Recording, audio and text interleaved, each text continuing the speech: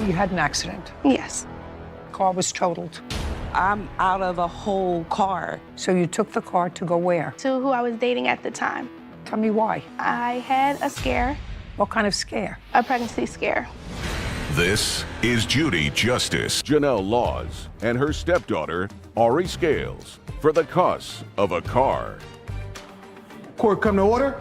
All rise. Judge Judy. Have a seat, please. Kevin approaches the bench. Hello, Judge. Case 2130, Laws versus Law, Scales. Thank you. You're welcome. Miss Laws, this young woman is your niece. Yes. And this young lady is the ward of your niece. Yes. You have guardianship over her. Is she related to you? No, she's related to my wife. Okay. But you have guardianship. We both do. How old are you? I'm 21. You had an automobile. Yes. It was an automobile that you allowed your niece to use, and it was at her house. Yes. That was in September of 2020. Her car was in the shop, whatever. Anyway, your niece went out of town for a while. Yes. Do you remember what date that was? October 17th of 2020. And prior to your going out of town, had Miss Scales ever driven the car? No. Had you ever given her permission to drive the car? No. Now, Miss Scales, there did come a time in October of 2020 that you took the car. Yes. Tell me how you managed to get a hold of the car. So the keys, we have a key hook in the front of our house, and I just used the keys there. Did you ask anyone? No. Tell me why. I had a scare that I was afraid to do by myself, What kind of scare? a pregnancy scare, Okay. So you took the car to go where? to who I was dating at the time. What time of the day did you take the car? Between the times of 4 and 6 p.m., And at what time did you have an accident with the car? I would say between 7 and 8 p.m. Had you already seen the boyfriend? No, Where were you between 7 and 8? Where were you Driving. going? Driving to who? to the boyfriend. Oh, so it takes a while to get there. Yes, How long? about an hour. In any event, you had an accident. Yes. Car was totaled.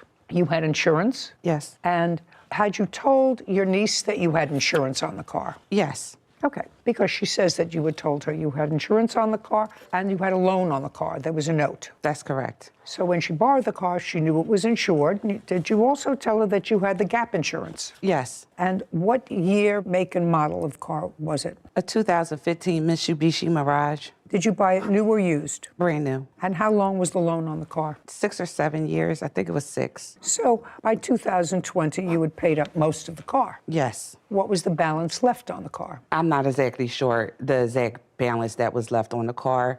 Okay, how much did you pay for the car? I paid $17,000. That's what it was financed at, so that's not with the finance charges. Okay, so you paid 17. How much of a down payment did you put down? I didn't put any money down on it. So in 5 years between 2015 and 2017, you paid off about 80% of the car. Yes. What's the car worth now? Based on 75,000 miles in good condition, I'm seeing between 5,500 and 7,500. Okay. Now, after the accident, you put in a claim through your insurance. Yes. And your insurance covered how much? The insurance paid out $7,379. They wrote a check to the bank. Yes, ma'am. And can I see the paperwork on that, please? Yes, ma'am. Because what you're suing for now is another $8,496. Jennifer hands a document to Kevin, who brings it to Judy. Okay, so your insurance also paid on the other car that you had the accident with. You had an accident with a Ford Focus? Yes. Okay, so they paid $2,900 on that, and they paid you $7,379. Yes, ma'am. And show me what the note balance was on the car at the time that they paid this out, which would have been sometime in 2020 or maybe 21. You want the balance after they paid out or before they paid out? Both. Okay. This is after they paid out. And before. I don't have a copy of what it was owed on before the accident. Oh, I need a whole payout because what your niece says is that they paid you the value of the car, which clearly it was the value of the car because the value of the car, according to Sarah, is between $5,000 and $7,000. They paid you $73.79, which clearly covered a substantial part of your note.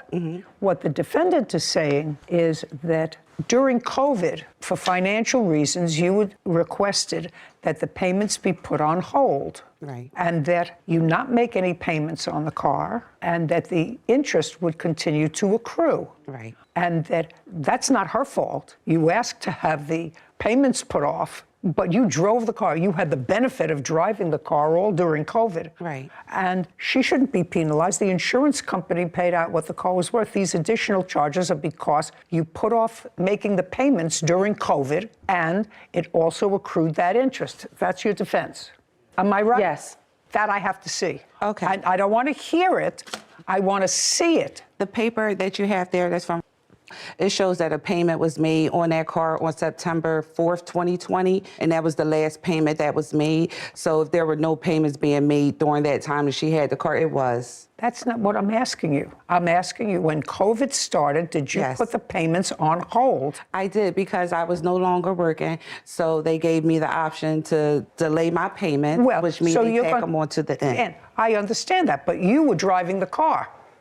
You were driving the car. She's not going to pay for that. She had the car from the beginning of September, and she was only supposed to have it for 3 days when her car got fixed. It doesn't matter. First of all, you didn't bring me the documentation that I need. You didn't bring me what was actually owed on the car, and what was owed on the car, and how much was owed as a result of your deferring payments and interest. When I did the stop payments on the car, it was before she even borrowed it. Well, that may be, madam, but if what you're telling me is you started to pay again, Yeah. you still drove the car when you deferred payments. Yes, I did. Yeah, well, that's not her responsibility. But the balance that's left on the car, they paid what the value of the car was. They said that they don't pay finance charges. So there was a balance of 37. Well, the finance charges were finance charges that accrued, and you don't have the paperwork for me here. $3,700 worth of finance charge for 2 months. No, that's not for 2 months. I don't know what the finance charges were for. It doesn't say that. You don't have the paperwork here. You don't have the right paperwork. So you have to understand something. What you're suing her for is $8,496. First of all, the car is only worth $5,000. You got $7,300 that the insurance company paid directly to the lender. And I don't have what you owed here before the accident. I don't have that. And the payments that you deferred, if you deferred payments prior to that time, that's your responsibility. But I only deferred payments for 3 months. That's not going to Just a amount second. to $3,700. I have no idea. You should have brought the paperwork. This is not that paperwork. So I'm out of a whole car. Like, I've invested almost $10,000 into this car. I let her use the car, and That's what your insurance for. and now I'm just not out only the $3,700. Now it's been late charges and other charges on that, and now it's $6,000 that's on my credit. You defer the payments. I can't tell how many months you deferred the payments. You said maybe I deferred it 3 payments. I don't know. You didn't bring me the paperwork. I deferred. You can't tell me. Caption coming up. If she would have never had the car, then I would have been responsible totally to pay all of that amount. It's cost me more than just this amount that's still on my credit. She didn't do anything wrong so far. I mean, you have a 21-year-old girl who shouldn't have taken the car keys without permission. And later today, You write to her that you saw her take some stuff, and you say to her, so don't tell me you don't steal from me. Friends don't steal from friends, so I won't burn you for what I borrowed. You should think twice before you steal from, because I could say, I'm not giving you nothing. A woman shakes her head. Jennifer Laws claims her niece, Janelle Laws, and her stepdaughter, Ari Scales, owe the balance on her car after Ari totaled it in an accident. She says you deferred the payments. That was the reason for these overages, which I can understand, because otherwise the insurance company, and if you had gap insurance, which you say you did, would have paid any gap between the loan. My gap insurance was only until a certain amount of time, and then after that, the gap insurance only pays a certain amount. I don't know any of that. What I need from you, you didn't bring. You brought only what was necessary to put forth your position. I need what was owed on the car and for past due payments with accrued interest and for current payments. And you don't have that. So far, all I know is you had full insurance on this car and the full insurance was paid. And if there was a reason that the insurance company, for some reason, didn't pay an amount of money, I don't have an explanation of that here in what you gave me, except the explanation that she offers, which was during COVID, you deferred your payments and the interest was accruing. And that the insurance company was not going to pay because that was done prior to October. That's not 2020. That's not true. I deferred 1 or 2 payments. Well, I 2 did minutes not- ago, was that 3 payments? Because, ma'am, I'm sorry. Let me just explain that. During this time, April 2020, I lost my mother to COVID. So I had 2 cars. I had the pink car and I had the car that I gave to my mom, which is a black car, which was also in my name that I was responsible for. The car that I put the deferred payments on was the Kia Optima. That's the one that I put the deferred payments on. This car, I had a couple late payments, but I never stopped paying that car note. I can't tell you. You don't have the paperwork. All that I can tell you is the insurance company paid everything that they were supposed to pay, including the gap insurance for this accident. gap So I can't help insurance did you. not pay. Listen to me. I'm not going to repeat myself. This doesn't tell me how much you owed prior to the accident and what it was for. And if it shows that all you owed currently prior to the accident, it had to show that that was $73.79 and it included the gap insurance. You may have had old finance fees that had nothing to do with her. The gap insurance never paid. I can't help you, madam. You don't have the right paperwork. If she would have never had the car, then I would have been responsible totally to pay all of that amount. But because I don't have a car, it disrupted my life. It's cost me more than just this amount that's still on my credit. She didn't do anything wrong so far. I mean, you had a 21-year-old girl who shouldn't have taken the car keys without permission. But the car was there, and it was there with your permission, and there's no question that the accident was her I have fault. been asking her to return my car. If you have the proof, the only thing I want you to show me is a document from your lender which says how much was owed at the time of the accident and for what. Do you have that? I don't, because I didn't think that I needed it. Okay, well, then I can't help you. Today's a court day. This is the day you have. I have a ton of evidence We're done. here. Madam, you don't have the evidence that I need. Your request for $9,000 for a $5,000 car in which you've already been paid $7,300 is ridiculous. So all I have to see is how much was deferred and the interest on the accrued that you deferred while you were using the car before she had it for this 5 or 6 weeks that she had it in September. If you have that, I'll look at it. If you don't have it, I'm not interested. Do you have it? The paperwork that you have. Well, then I'm going to give it back to you, and you're going to show me where it shows here in October of 2020 how much you owed on the car and how much were past payments and finance charges based on the last payments. Jennifer reviews the documents. You understand what you gave me? If I could make this as simple as possible for you, if you never loaned her the car, if you had the car for that 5-week period and you had an accident with the car during that 5-week period, you would be in the exact same position you are now. The company would have paid off what they paid and would not have paid off what you still owed them because you deferred payments. It doesn't matter who was driving the car. And I do understand Okay, that. good. And I would I'm be glad you understand. responsible I'm for glad. that. I'm But glad you she understand stole it. my car. I'm glad She you never understand that. Your case is dismissed. We're done. This court is adjourned. Outside the courtroom, Jennifer, then Ari and Janelle. She needed to borrow my car. It was just a bad accident. It was just me, young, got into an accident. So I thought that I was helping her. You know, so when this balance is due, I'm the one that's out. The car hit me and ran the light and it hit me. You know, I'm the one that suffered. I'm the one that gotta pay all of that money. I'm fine. So I don't think that that was fair at all. Judy and Sarah. So for a period of time, let's say 6 or 7 months, her numbers kept changing. First it was 3 months she didn't pay, and then it was 1 or 2 months that she didn't say, and she may have been late a little bit. Well, the insurance company's not going to give you credit for that. And it didn't look to me, based on the papers, that there was any animus between the parties until Until right now. today. And then maybe she should be angry with me and not at them. They all know each other and get along with each other. So that the amount of money she has to pay is the amount of money she should have paid while she was driving the car but chose to defer. And I think that that's a good lesson about deferring payments, especially now with COVID and everything. I know people my age, 25, around there, have been deferring payments, whether it be for car notes or for interest on your loans, things like that, that sometimes she didn't even realize that this was all accruing under the surface. So you think that by deferring, if you don't read the fine print, that could be a good lesson that Yeah, if and an she said she had a accident lot of happens- other things going on in her life, but that... And again, it was an accident. They It don't was an call it accident. an on purpose. That's So. right. Case 2133, Morrissey versus Comer. All parties, please come forward. Tabitha Morrissey is suing her former friend, Tina Comer, for an unpaid loan and personal belongings.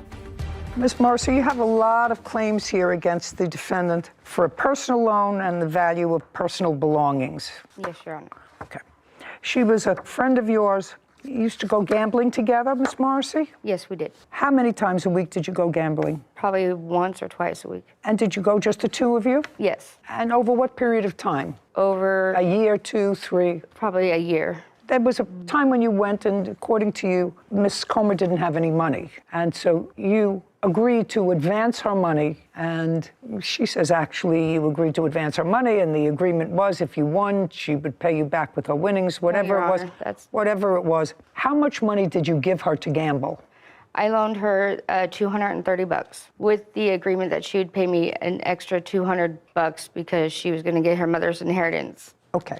On what date? April 28, 2022. Okay. And you went gambling with her? No, she came by and we were going to go meet at the casino, but I didn't really want to do it because I have a boyfriend that doesn't Just like a second. I don't need a whole story. Okay. All right, sorry. So she went to the casino without me, and then she came by my house after that and told me that she spent her boyfriend's money at the casino, and so that she was supposed to use it at the store. And so I gave her the money to cover that, and that's when Well, we made that agreement. you gave her the money to cover that because she asked you for it? Yes, And she agreed to pay you back? yes. Caption, coming up. February, did you go to the casino and lose some of your boyfriend's money? No, Did you go to her house and tell her that you lost some of it your wasn't in boyfriend? February. What month? It was probably April. I don't care what month it was. Did you tell her you lost your boyfriend's money at the casino?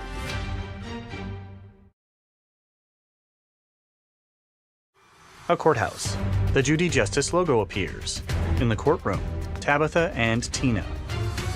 Tabitha Morrissey claims her former friend, Tina Comer, owes for an unpaid loan and personal belongings. Judy. Go. No, it was in February. Okay, February. Yeah, I won a it was- jackpot. Just a second. Just a second. February, did you go to the casino and lose some of your boyfriend's money? No, Okay.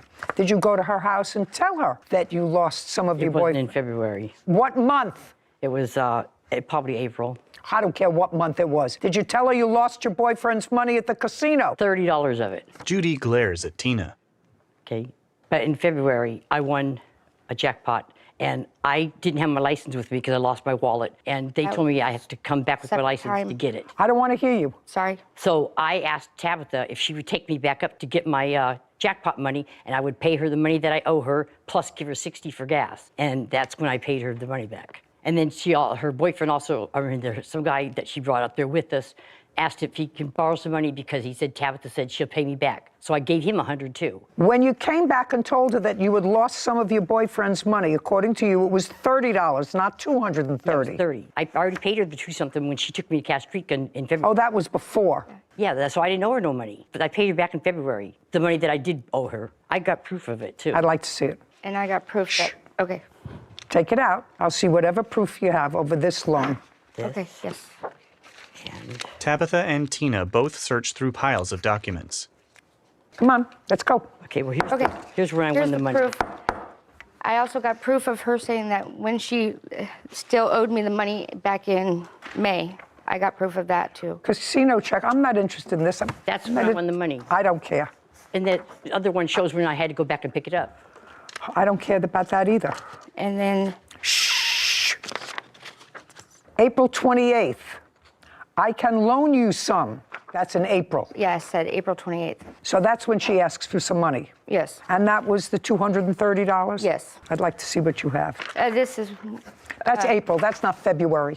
No. That's in June when she told me how She's only gone to cash what wise. she owed me in cash wise. Okay, so on June 11th, Ms. Comer, you write to her that you saw her take some stuff. Yes. Some beads, or friends took beads that belonged to you, and you say to her, so don't tell me you don't steal from me, friends don't steal from friends, so I won't burn you for what I borrowed, which is $230. But I decided I will not give you the other $200. So I'm just not going to give you the extra. That's what it's going to cost you for stealing from me. You should think twice before you steal from, because I could say, I'm not giving you nothing, so I'm only taking back what I was going to give you. We had to sign some more papers, so I should get it any day, and I will text you when I get it. I'm also missing a half box of sunglasses, and that girl is going to get it. She lied saying the hair clippers were hers. I don't care about all that. Okay, I'm going to deal with this loan of $230. And it's clear from your statement, Ms. Comer, although it's usurious interest, and I'm not going to grant you that other $200 because it's outrageous. She's giving you 100% interest on the $230, but you are entitled to your $230 back. But okay, because she acknowledges, just a second, she acknowledges the debt on June 11th. Mm-hmm. Now, what about the personal belongings that you say? And don't give me a lot of nonsense. I'm not listening to a lot of nonsense. Okay, yes. She came to me and said she wanted to do a yard sale, so we were going to do it in May. Okay, you were supposed to do a yard sale. Yes. It worked for a week. It didn't work the next week. What items do you say she has of yours? She has jewelry of mine. I'm not listening to jewelry. Show me the insurance receipts for jewelry. Come on. Let's go. What does she have of yours? I can show you the pictures of her yard sale that does have my stuff in it. Well, what did she end up with your stuff for? You were there at the yard sale. I didn't have a car, so she came and picked me up and took me to my storage to go get my yard sale stuff to take over to her house to do it in the yard sale. She was supposed to contact me and come get me when she was getting ready to do the yard sale. I stayed the night at her house, and we were setting up all night long because it was a really big yard sale. It was more like a flea market type thing. And she never contacted me after dropping me back off at home, and she said that my box of jewelry fell out of my stuff when she was loading it up because she fell. So when she got home that night after dropping me off, she said it was in the driveway. You have that in text That was message? my personal belongings. Do you have it? Yes. I'd like to see it. Okay, hold on. Thank you. Tabitha hands a document to Kevin, who brings it to Judy. She reviews a text message. So this looks like a lot of cheap plastic crystals. No, my wedding ring was in that box. I had my box of jewelry with me to go through when I stayed the night at her house, and I was taking out the other jewelry, and the box that was coming with me home, she was loading it up, and she said it fell out of her car. So I don't see how it fell out, but she said it did. So when she got there that night, she said she'd seen it in her driveway. So, I mean, that had my wedding ring in it. And I was in the middle of getting the divorce, but it still means something to me. Mm-hmm. $230. Judgment for the plaintiff. We're done here. Thank you. This court is adjourned. Outside the courtroom, Tina, then Tabitha. Everything she said was a lie about the money, about all her stuff. Everything was a lie. Because she just doesn't want to pay me my money. She just wants to get money out of me. Because I won 2 jackpots and I got my mother's inheritance. It hurts very much. She's done. I don't even care to see her. Judy and Sarah. That was really very simple when you discarded this garage sale and crystal beads listed as some of the items in the text message that were their boyfriends. Tweezers. Mm-hmm. When you got rid of that, it was actually pretty simple. Cash loan, $230. Cash loan, $230 that she acknowledged in June. Mm-hmm. So, relatively easy. Yeah. Some easy. Some not. Some not. Title, Judy Justice. Want justice? Go to Judy. He'd been helping me out for a while. He became a weirdo. He wanted to have me do inappropriate sexual things to him. You took his money. She never asked for any of it. She spent it. Yeah. You had your sucker. No. Sit. This is Judy. Somebody blowing up my phone. He became a weirdo. He sent me an email. Madam, I have to tell you something. It takes a weirdo to know a weirdo. friend, your sister, your mother, whoever it is. If there's a system, people will find a way around System. it to benefit themselves more. Title: Judy Justice. Want justice? Go to judyjustice.com. She gave the guy that I was seeing a lap dance. It was a very heated argument. During the argument, her dog is going crazy. So the dog bit you on the arm. Yes, ma'am, twice. Two people with hot tempers. It's a very, very good thing that they no longer live together. This is Judy Justice. Is suing her ex-roommate, Adrian Carter, for property damage, breaking a lease, and a dog attack. Court coming to order. All rise. Judge Judy enters. Be seated, everyone. Kevin. Hello, Judge. Case 2080 Baptiste versus Carter. Thank you. You're welcome. Judy turns to Brooke. Miss Batiste, you and Miss Carter were roommates. Yes, ma'am. From when to when? From October 7th to April 1st. Actually, May. And it is your claim that Miss Carter vandalized certain property of yours. Yes, Your Honor. Most specifically, a very expensive couch. Yes, Your Honor. Because you had an argument, and that during the course of this argument, her dog bit you. Yes, Your Honor. And for breaching the lease, because she left. Yes, ma'am. Okay, but it was a good thing that she left, right? Yes, ma'am. You were happy that she left. Her dog bit you. She vandalized Right, the sofa. You were very happy that happy she left, yeah. You were very happy. So we're going to eliminate that breach of the lease part. No. Oh yes, we're going to eliminate the breach of the lease part because you were happy that she left. I didn't want her to live in the same situation as her, but being that the rent was so expensive, it wouldn't have been my best interest for her to leave. It's with her to stay with her dog that bit you. Right. I mean, I don't want you to sound ridiculous to me, okay? Right. All right, let's not sound ridiculous to me.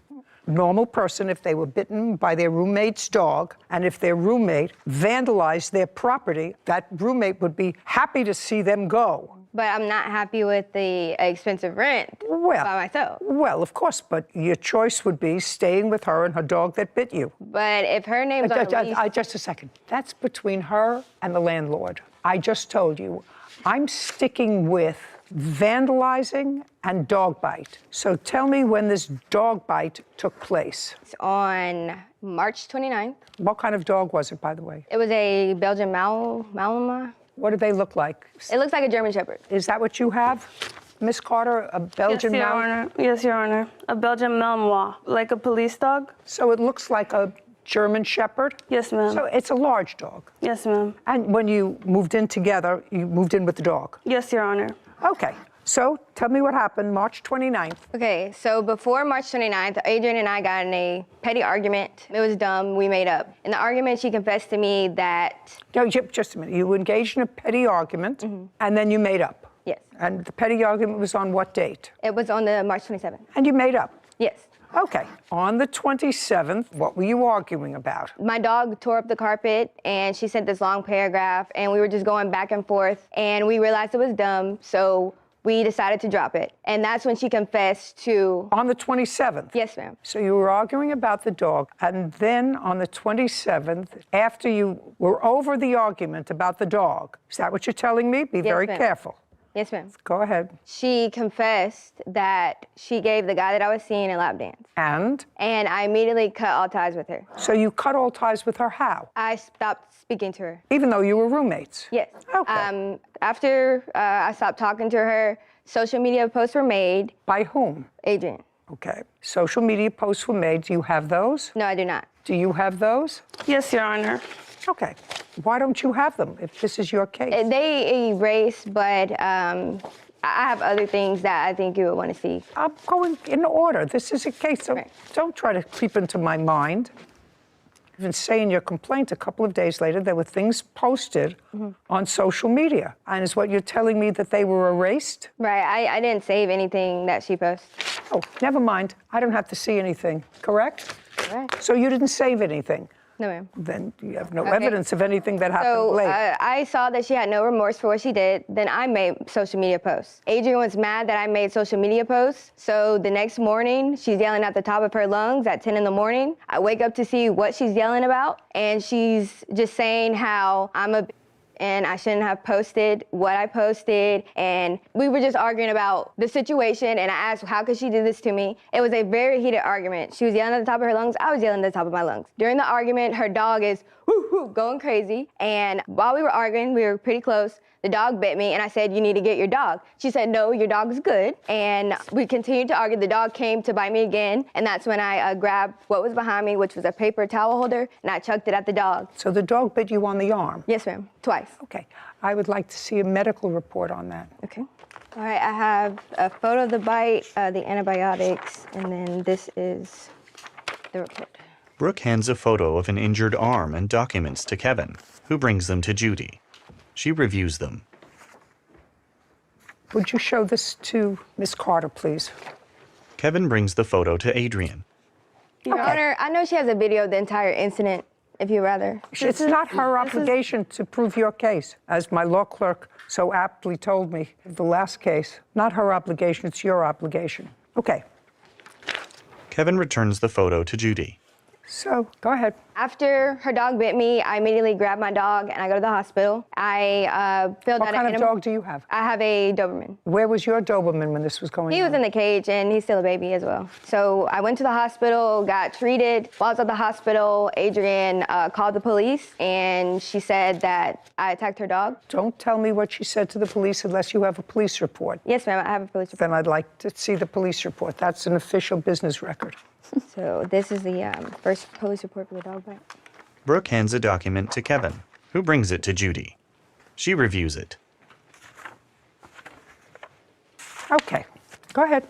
All right, so April 19th, this day, Adrian knocked on my door. No, April 19th? We're at April 19th. I thought you moved out on April 1st. No, she moved out on April 19th. So is what you're saying after all this altercation, she moved out? Yes, ma'am. And stayed in the apartment with her dog from the 29th to April 19th? Yes, ma'am. And I went to a friend's house the day the dog bit me, and then I went home for a week, and then that's when I came back, and this second incident happened. So after the dog bit you, you did not go home. You took your dog and left. Yes, ma'am.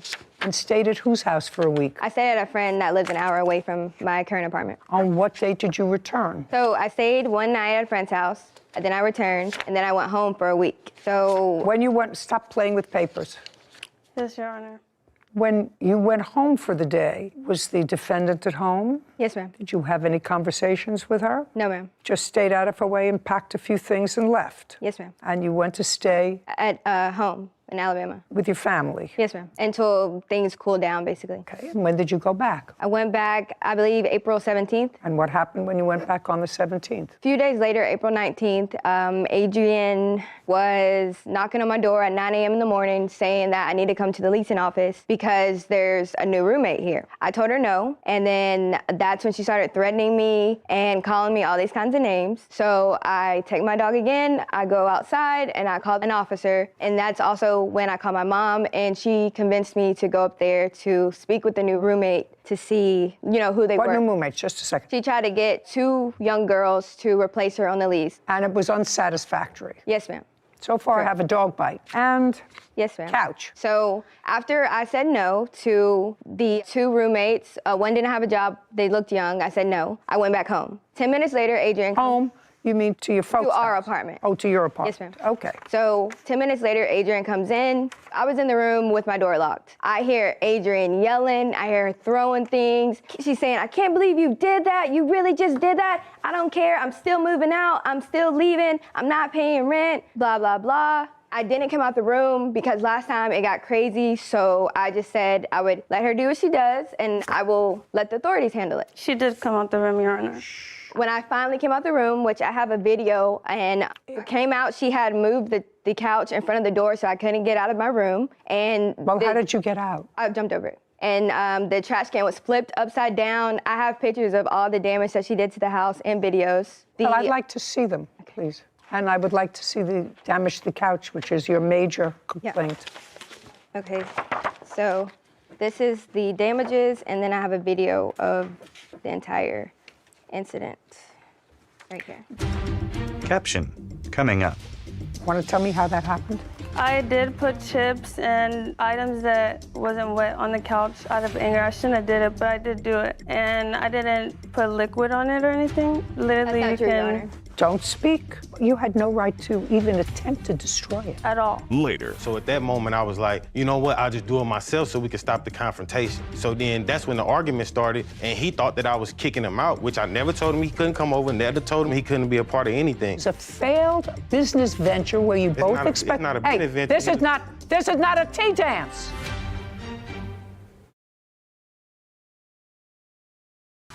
Brooke Batiste claims her ex-roommate, Adrian Carter, owes for couch damage and a dog attack.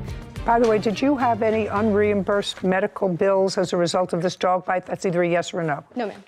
Judy reviews a photo of a damaged couch.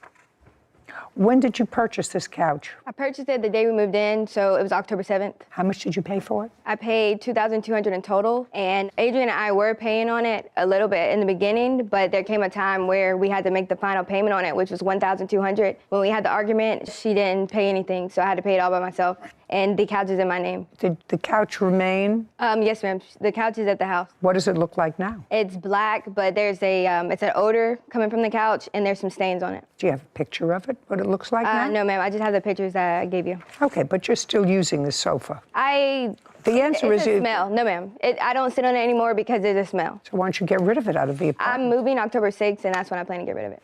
But you've been using it since April. It's just been sitting there, Your Honor. I haven't Well, had sitting time. in your apartment since April. Yes, ma'am. April, May, I just haven't made the time to get rid of it because I know I'm moving soon, and that's when I plan to get rid of it. I wouldn't keep something in my house that smelled. I work a lot, and Would you please show this to the defendant? Judy hands the photo to Kevin, who brings it to Adrian. She reviews it, then hands it back to Kevin, who returns it to Judy. Want to tell me how that happened? I did put chips and items that wasn't wet on the couch out of anger. I shouldn't have did it, but I did do it. And I didn't put liquid on it or anything. Literally, That's not true, Your Honor. Don't speak. You can No. get a napkin and wipe it off. But that's my couch too. Maybe I didn't pay the whole thing on it, but I've made payments on that couch, and I decided not to do that full payment that she did, which was $600, because she was irresponsible and decided to rent a couch and found out that that couch was whatever amount. I made payments on that couch, and I have proof for it. That's okay. You had no right to even attempt to destroy it. At all. At all. You had no right to do that. Right. Because that devalued the sofa. I agree. Okay, good. Okay. I'm actually finished with you. Your Honor, can we please go back over the lease portion of this? No. Can my mom speak about what happened? No, I said no. When there's that kind of acrimony, I actually think that before somebody gets seriously injured, when you have two large dogs and two people with hot tempers that can do this, it's a very, very good thing that they no longer live together. Being stuck with a rent and Just a second. I've just answered you. This is not a back and forth. Yes, ma'am. On the dog bite, I am awarding you $1,000. It looks as if part of it was a black and blue mark. Certainly, I can't blame the dog for trying to protect its owner, but she's supposed to have control of her dog all the time. And she shouldn't start arguing. This is not a tea dance. I'm not asking you anything. And I'm awarding you $1,200 for the sofa. That's $2,200. Judgment for the plaintiff. We're finished. Thank you very much. Court is adjourned. Brooke. She just did something messed up, and I cut her off, and she didn't like it. I literally cut her off. She's just mad that she's cut off. She's delusional. She's delusional. She's childish, she's irresponsible, and I was just sick of dealing with someone draining. Just don't get roommates with your friends. Just move in by yourself. I'm happy. Judy and Sarah. You had a question about the lease. I did. So I agree that it was best for the acrimonious situation for them to separate and not to live there. So I understand your judgment saying it was better for you. You got the good end of the stick on that she left. However, the law, if you breach a lease, she did get stuck with a higher portion of rent because her roommate, although a negative situation that should have probably ended right when it did, she was stuck paying her half as well. So I thought you should have at least heard her claim on the breach of a lease, because then anyone could just say, oh, well, I don't like the situation and I feel like leaving would be a better thing, and stick their roommate with their portion of the rent. And that's not what the law says. Well, that's true, except that this wasn't just a situation where parties weren't getting along. Mm-hmm. There's no question that she was nipped by the defendant's dog. Well, I wouldn't want to stay in that situation anyway. Well, that would give her the right to maybe leave without paying her half of the rent, but that's not what happened. It's also sort of acknowledged that the defendant brought two other people to take over her piece of rent. And it was in the papers, and the plaintiff did not. She did say that she was the one that said no. She said, I don't want those two people. Well, then the onus really falls on her to mitigate her damages. And she had no proof that she went forward to try to get another roommate. Between the two of them, they may have had an agreement, but the dispute over rent really is the defendants and the landlords. She doesn't pay her rent, and if the plaintiff pays her half of the rent, the landlord is free to go against either or both of them. Sure, because both their names were on Right in the lease. Understood. Case 2083, David versus Baroon. All parties, please step forward. Joseph David is suing his former friend, Jonathan Borum, for podcast equipment. Mr. David, your claim that the defendant has acoustical equipment that you purchased for what looks to be a joint venture in Mr. Borum's music podcast. Yes, ma'am. You were making this music podcast in the basement of your house? Yes, Your Honor. Starting in what year? This year of March. And Mr. David, you were friends, you knew each other, and you knew he was in this business. I don't know, what is your business? I deliver bread. I'm a bread vendor. What kind of interest do you have in music? Because that's what he was doing. Well, me and Jonathan have known each other for 20 years. Jonathan and I have known each other. Jonathan and I have known each other for 20 years, and he's always been in the music scene. He's an artist himself. Well, that's what I gather. What about you? I was just a supportive friend in it. Okay, well, clearly you spent some money on music equipment, so it was more than being a supportive friend. If you were just being a supportive friend, then you made a gift to him of this music equipment. No, ma'am. You decided you wanted to be part of this music podcast. That's what you said. Correct. When did you make that decision? Sometime mid-June after I had... June of this year? This year, correct. I had received a small amount of money, and I was able to... From where? A settlement from From an what? injury, car accident. Okay, how much did you receive? A little under 50 grand. And I seen an opportunity for me to invest and help out and help a friend and be able to invest into something that if we blew up one day, I could receive, royalties from and money back in return. And Did you have a written agreement with him? We did not have a written agreement. Well, I'd like to know what the agreement was. So he was also in the car accident with me as well. And so he's got a settlement coming. He told me, this was all verbal, that once he received that money, he would pay me back at least half of the equipment. So you would have a joint venture and he would pay you for half the equipment you purchased? This was at the beginning, correct. Do you remember, Mr. Borum, that conversation? No, ma'am, Your Honor. Were you in the automobile accident with him? Yes, ma'am, Your Honor. You did not receive a settlement. Is there any reason? We're still going through the court process. Okay, so you're going to trial. Actually, that's what it was set to go to trial because I didn't get the offer that my lawyer put in. So it's going to trial on my side, but on his behalf. No, he's already settled his case. Yeah, mine's not settled yet. Okay. You indicate what you want is your equipment back. No, I'd like the money back. No, well, you get your equipment back. If it's yours. I want the money. I don't trust that he will give me the equipment back in good condition. Let me explain this to you, Mr. David. If that's what you want, then I'm going to let you withdraw this case and go back to small claims court. Do you understand what I'm saying to you? I'm going to dismiss your case without prejudice, which will allow you to go back to your small claims court, or do you wish to proceed with it today? I wish to proceed. Great. Caption, coming up. Why did you say I'll do the editing myself? Because he was yelling at me and I told him... What was he yelling at you about? Because he said that the product wasn't up to par. He said... Just a second, Mr. Borum, this is your business. Right. Will you tell me, did you think the product was up to par?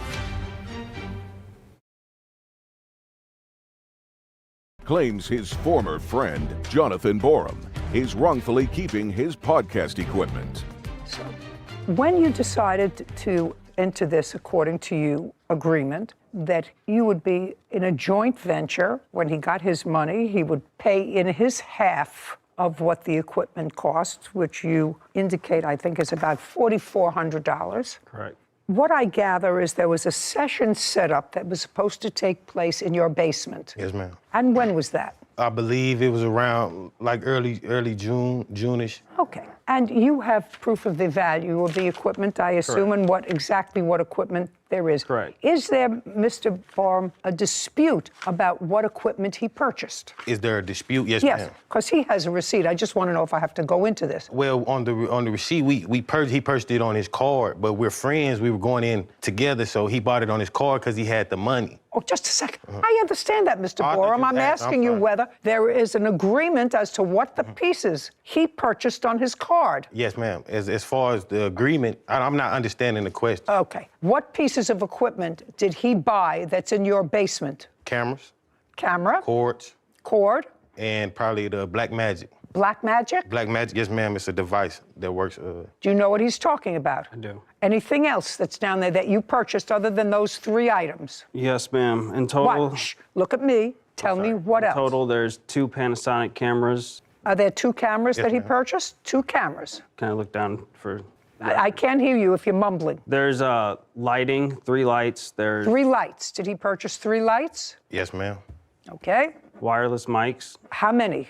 It's a set of 2. Did he purchase those? Yes, ma'am. And not to correct you, but we purchased those. No, you didn't pay for it. I gave him the money. Just a second. I gave him cash. Oh, you did? Well, you're going to show me proof of that in a moment. Well, I don't have proof that I gave him cash. No, ma'am. Because we were friends, so. Just a second. Okay. You have no proof? Did he give you cash? No, ma'am. He never gave me $1. Fine. Not a penny. Okay, not a let's dime. go. We have 3 lights, 2 mics. What else? HDMI cord. He has a cord. Blackmagic ATEM. He has that. Picture, 256 gigabyte SD card. What is that? Memory card. It's a $50 memory card. It adds up. Let's go. The card reader, 20-foot cables, a stencil, and a table. Just a second. A stencil and a table. Describe that. It's for the logo that we made for the podcast. I purchased the stencil for the logo. How much did you pay for that? Between that and the table is $80. Let's stay with the big ticket items, sir, Henry. I was adding Great. everything. Okay. Are we finished with the list? Yep, that's all. Very good. How much did you pay for these things minus the $50 card in total? Show me. Minus the $50. Yeah. $43.50. Okay. And all of that is in your basement now? Yes, ma'am. Okay. And what happened, according to what I read, there was a music session scheduled. And at the time that there was a music session scheduled, your daughter had COVID. Yes, ma'am. She lives on top of the house. Okay. And how old is she? That was in July. She's 10 months now, so probably about 8 months. Okay. And she's cared for by both you and your wife. Is that correct? Yes, ma'am. And I gather, Mr. David, that when you found out that there was COVID in the house, you didn't want to go into the basement. Correct. And that was sometime in June. Correct. Okay, can you tell me about that conversation? Well, he told me that she had COVID, and then he said that his fiance may possibly have it, and he may possibly have it. He even took off work, and I filled in for him at work for 3 days because he may have had COVID or not, and he said he wasn't Well, he feeling wasn't. He well. didn't want to go in and risk it. Correct. So I told him I do not want to continue with this interview. He said he would continue on. You mean with the it. interview that was supposed to take place in the Correct. basement? Correct. How much after, Mr. David, did you find out that the infant had COVID and that Mr. Borum and his wife were both exposed? Was the video podcast supposed to be made in the basement? 2-3 days. Is that correct, Mr. Borum? From anywhere between 2 to 5 days, ma'am. And when Mr. David told you he didn't feel comfortable coming into the house, what did you say to him? I said, okay, I would have someone else fill in his position because I understood why he didn't want to come over. Okay, and did you have someone fill in his position? Yes, ma'am. And then what happened, Mr. Borum? The episode got done and it wasn't up to par with Joseph's standards. So that's when the argument begun. Okay, and the argument was what? The argument was the guy didn't do it right, so it was a lot of bickering. So I told Joe, I just do the editing myself. And he took that as I was cutting him out. Okay, so he was supposed to do the editing. Yes, ma'am. Okay, and why did you say, I'll do the editing myself? Because he was yelling at me and I told him. What was he yelling at you about? Because he said that the product wasn't up to par. He said, Just a second, Mr. Borum, this is your business. Right. Will you tell me, did you think the product was up to par? I did, but I thought it was up to par, but I took his recommendation because I brought him in for production. So I was like, okay, if you don't feel like it's up to par, let's figure it out. But then we kept going back and forth. So at that moment, I was like, you know what? I'll just do it myself so we can stop the confrontation because you didn't want to tell the guy what he did wrong. So then that's when the argument started, and he thought that I was kicking him out, which I never told him he couldn't come over, never told him he couldn't be a part of anything. I just told him I wasn't going back and forth because that's why I brought you in for that. May I see the credit card statement from the purchase of this equipment? And Mr. Borum, I want to see where you took out $2,200 from in cash. I want to see where you took. You said you paid him half. $2,200. I didn't pay half. Well, what'd you pay? I never stated that I Just paid half. shh. If you're partners, that's what you have to pay. How much did you give him? I gave him money here and there, like on Oh, no, all the. that doesn't help. That doesn't help me, sir. That doesn't help me. These are bank I statements. didn't think What? I had to keep a record if we was best friends for 15 years. That's just I can't help you, sir. I can't help you if you say you paid a little bit here and there. I can't help you with that. Never gave me a dime. So when you state that if you're a friend, you're doing this to help me out as a gift for what I got going on, Never a gift. and then you try to bring it and take it back from me. Mr. Borum, how many podcasts have you made since June? Since June? Yeah. I believe we on episode 15, 16, something like that. 15, 16, successfully. Yes, ma'am. And you intend to do this for profit. Yes, ma'am. Have you so far seen any profit? Not as now, because you know you gotta build up. Just a second. So not as of yet. Yes, ma'am. Do you work? Yes, ma'am. Does your wife work? Yes, ma'am. Okay, so you have two incomes in the house. Right. And this is a side job for you. Correct. But you have to buy your own equipment because he's coming to get his equipment. That's going to be the court's order. So if it's I his already- equipment. already it's have his. equip- It's his equipment. The So equipment he can't that gift it to me. That's what he told me he was doing because we was friends, Just a second. and he appreciated what I was This doing. is why we're here. Right. And now I heard you, and I heard him, and now I'm ruling. I am making an order that he, within 5 days of today, with a marshal or a sheriff, will come and pick up his equipment. So you I give- think- me I giving him my just a equipment second. back is tarnishing what I I'm got giving going him on. his equipment back. But he never used it though. I don't care whether he used it or not. It was a failed business venture where you both not a- expect. it's not a Hey, business venture. this is not a tea dance. He's getting back his equipment. You and your wife have a side business going. Go buy equipment. Do you understand?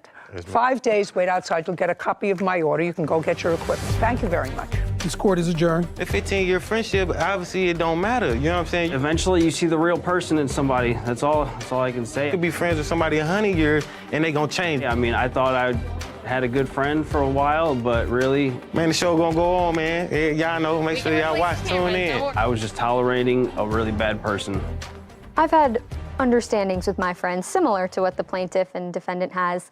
One of my friends will stay in my apartment from time to time for a few nights, and I always make sure, because you never want a holdover tenant or a friend staying longer than you had anticipated, and I'll text and I'll say, okay, you're good to stay there Thursday and Friday night. Let me know if there's any problems, but you got to be gone by 9 a.m. on Saturday. Just to memorialize the understanding that I think I have, even with friends. It's just always smart to have some sort of record of a business, an understanding, a trade-off. I just think that it's good practice to, even if it's just a text, something to memorialize what you believe the understanding to be. I agree with you. And that would make my job easy, but would eliminate this TV program. Potentially. Title: Judy Justice. Want justice? Go to judyjustice.tv. You were in an accident. Yes, ma'am. Was the car fixed? Not at all. Why not? Why it didn't get fixed? Because she popped up to my home and caused drama. And you hit them? That was my... Oh, sorry. Am I wrong about that? No, ma'am. No, then don't speak. This is Selena Brown and Trayon Dupree are suing their customer, Brianna Freeman, for rental car damage and lost wages. Court come to order.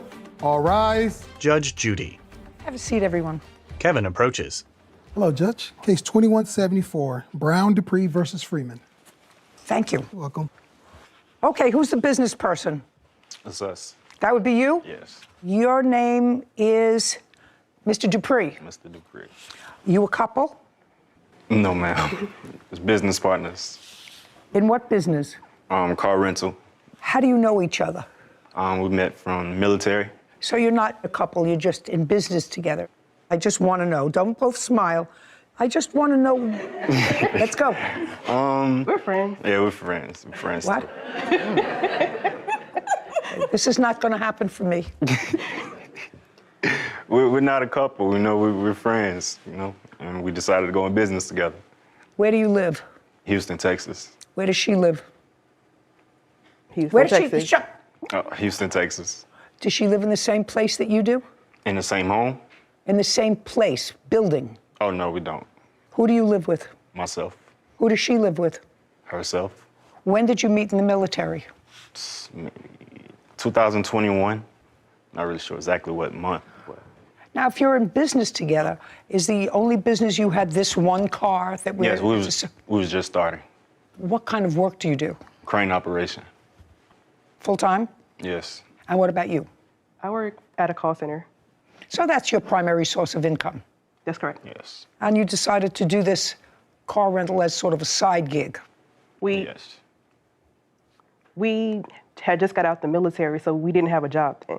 So we did it for a primary source of income. Well, you can't have one car that you rent as a primary source of income. We have our military disability check as well, so we have that. And we How did the long were you car. in the military? Almost 9 years. And you? 8. Where did you serve? Norfolk, Virginia, and Mayport, Florida. Jacksonville, Florida. So you were never out of the United States? Yes, I went overseas for deployments, but never stationed. But where did you go on your deployment? Bahrain, Dubai, Greece, Italy, all over. Did you like it? Yeah, it was a great experience. Yeah, good. Yeah. What about you? Only Virginia. Only Virginia? Only Virginia. How did you become disabled in Virginia? I have no idea. I mean, you said you're on a military disability, so, I could understand if you deployed someplace else. I have no idea. You have no idea what? Why, I guess, became disabled. Just mentally, I guess. Mental. Well, you applied for a disability from the Army. You said what? What? I said mentally. Just my own curiosity. I have to see how this is going. How much is your disability benefit from the Army? $2,000. A month? It's not an answer. Yes is an answer. What about you? Same. And is your disability mental or physical? Both. Well, your physical disability doesn't inhibit you from being a crane operator. No, not really. Great. I love America. Okay, so now you're out, you're both on disability from the Army. You don't have a job yet, so you decide to buy a Mercedes. That's correct. What year Mercedes? 2014. And how much was it? $22,000. Is there a note on the car? Yes. For how much? $350. Per month? Yes. How much of a loan did you take out? 23, one of them. It's not too much. Car was only 22. The car was 22. I don't know the exact number that the car is right now, but it was between 21 and 23,000 that we owed on it. And I took the loan out. Where is the car now? In Texas. With whom? She has it right now. What was the rental agreement that you had with Miss Freeman? You didn't form a business corporation or anything else, am I correct? Yes, we have an LLC. And the sole asset is this car? Yes. You bought the car when? Give me the date again. I think it was in July. July of 2022? That's correct. And when did you rent the car to the defendant? August 27th. Do you have the rental agreement? Selena produces documents. I don't have the original agreement because it was in my car that was stolen, but I made her take a picture with her driver's license and send it to me. So this is a copy, and this is before she signed it. And I have after I signed. It's literally the same thing. Yes. And so you know let her talk. Judy reviews the documents. Okay. What I'd like you to do is take a look at this, Ms. Freeman, and tell me if you have it. It's the same Yes, one she ma'am. had. Okay. And this is the entire agreement, is that correct? Yes, ma'am. Okay. Caption, coming up. I don't know why you're arguing. It doesn't appear, madam, it doesn't appear as if you are losing this case. So I don't know why you feel compelled to make it hostile.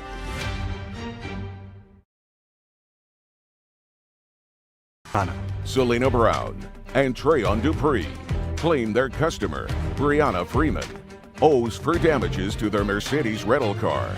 Brianna is countersuing for lost wages. So there's nothing in this agreement that prevents her from allowing somebody else to use the car, and the agreement specifically says that if anything happens to the car, she is responsible to use her insurance, and you have a policy number, your policy number for insurance.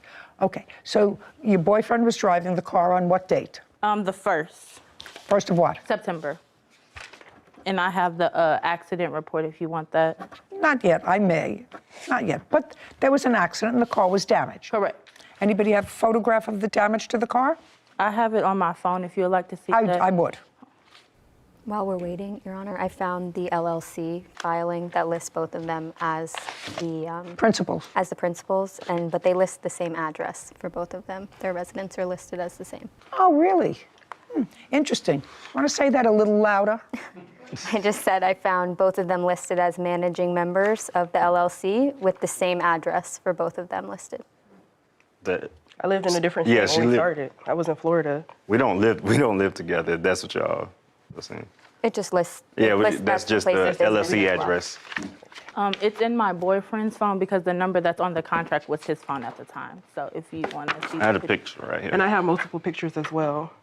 Of the car? That's correct. Well, that's what I'm asking you for. I said I want to see pictures of the damage to the car.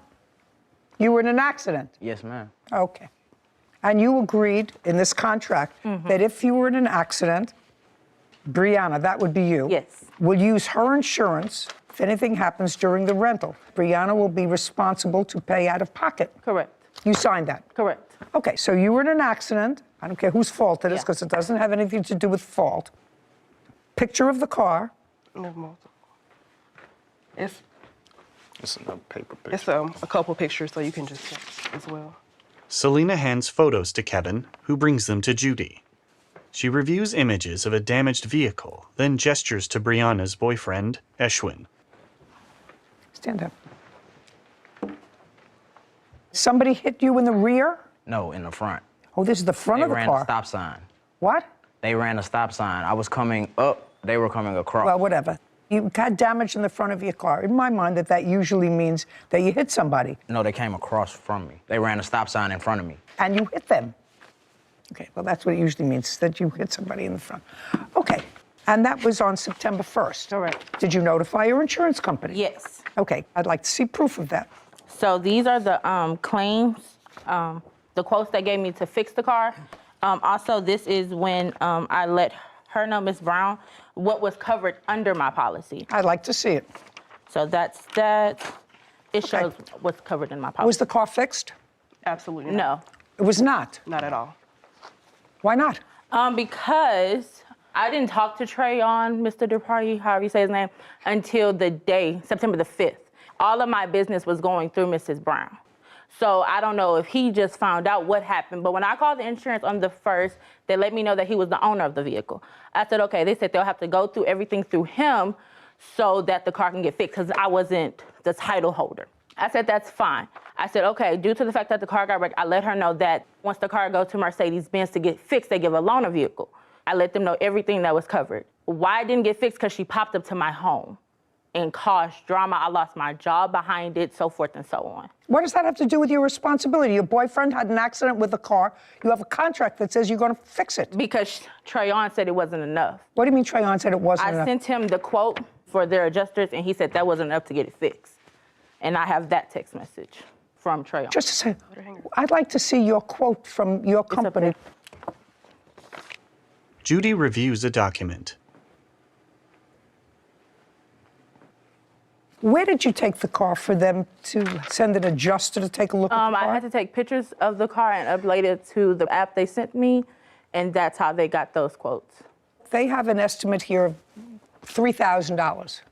Did you get an estimate to fix the car? Yes, we got an estimate. I'd like to see it. In person. In person. That was just the picture, and when I Okay, got it. Trayon hands a document to Kevin, who brings it to Judy. May I interject a little bit? Because Brianna kind of lying, and she raised her right hand. So Brianna didn't notify us that the car was wrecked until September 3rd. She told us that she was in the hospital with her dying father. Listen to me. Listen to me. I don't care. She lied about I don't care. She lied about how the car got wrecked. I don't care. It doesn't matter how the car got wrecked. She has an obligation to fix it. She has an obligation to fix it. And to be quite honest with you, this is a Mercedes, and this car can't be fixed for $2,900. Can't. He's absolutely right. This car can't be fixed based upon that damage. And he wasn't prepared to say here. No, it wasn't that at all. So once, I guess, he got involved in the business, I was talking to Ms. Brown. She said she had a rental the next day or something in that manner. And I said, okay, well, let me find a Mercedes-Benz that can actually get your car in so you can get this loaner car for you to rent your car out. Also, in the midst of that, I was gonna pay for the rental that she had that was so much wanted to cancel on her. So I said, okay, Mercedes has a loaner car and can accept your car at the time. Well, they couldn't fix this car for $2,900. That's what they gave me, and they said that if it went to a Mercedes-Benz shop, they will honor that. I don't know that at all. That's what they told me. I don't care. But regardless of the price of getting the car fixed, I was gonna pay because I know that we was at fault for it. Quote unquote, it was my contract that I signed. That wasn't an issue. Well, then you can take that up with your insurance company. Correct, I didn't have a problem with paying. Yeah, then you can take it up with your insurance company. Caption coming up. She lied about how the accident happened. So they denied. Don't listen to me. You started to say that before. I told you I don't care. She's just lying and cost us so much money. Like, madam, listen to me. Selena lowers her eyes and trembles. You okay? Good.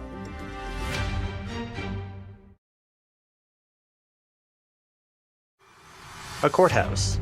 The Judy Justice logo appears.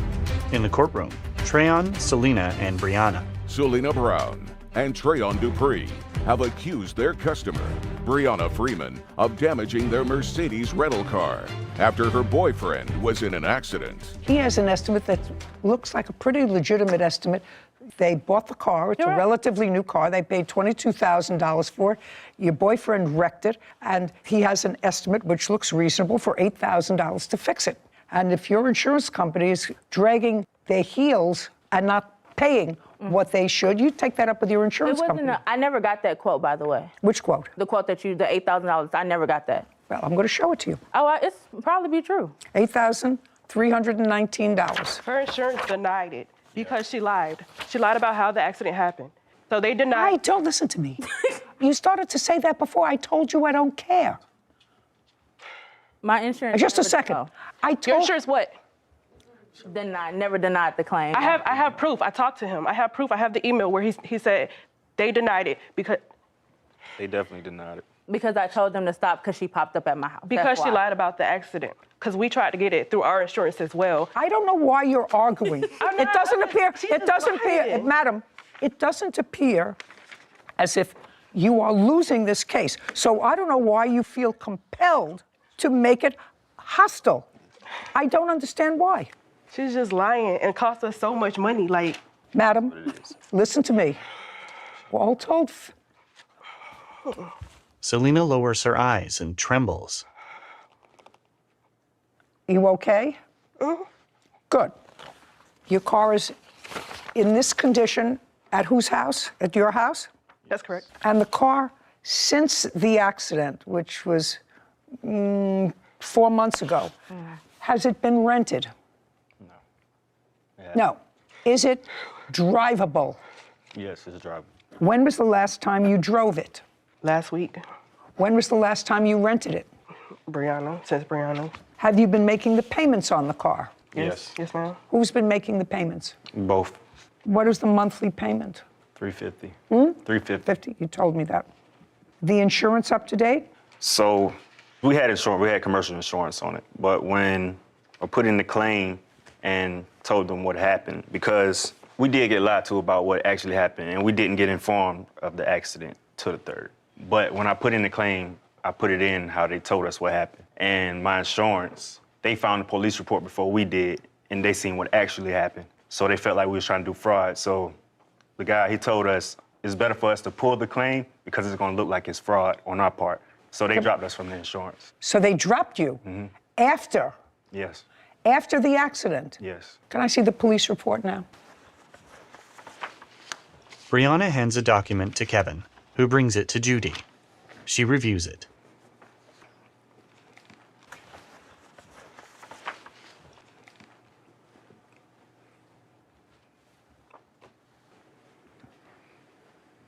Well, this police report indicates that the other person was at fault. That was my. Oh, sorry.